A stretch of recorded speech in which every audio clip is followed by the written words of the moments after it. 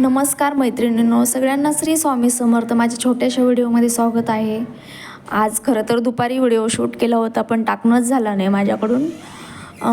आज म्हणजे आज शाळेतून येताना आम्ही असे पेरू आणले होते आणि आज खूप सिंपल जेवण बनवलं होतं. पापडाची चटणी तुम्ही बनवता की नाही माहीत नाही आहे. पापडाची चटणी बनवलेली आणि म्हणजे पापड थोडेसे फ्राय करून घेतले तेलामध्ये आणि ते थोडेसे चुरून घेतले. त्यामध्ये हलकंसं मीठ, हळद आणि मिरची पावडर घालून घेतली. त्यानंतर असा एक पेरू धुवून घेतला स्वच्छ, तो पण छोटा कापून घेतला. आणि मला खूप आवडतं म्हणजे असं चटणी वगैरे.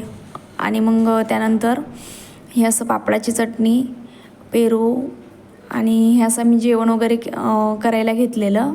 सौरभ आराध्य पण शाळेतून आले होते आणि हे असं तुम्ही पण करता का पापडाची चटणी? करून बघा, खूप छान लागते.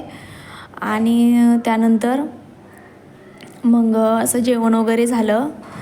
हे बघा, बघू शकता तुम्ही, पेरू खूप छान निघालेला, पण आराध्याला काही आवडलं नाही म्हणून आराध्याच्या हातानेच भात फ्राय केला आणि तिने तिचं सुरू केलं.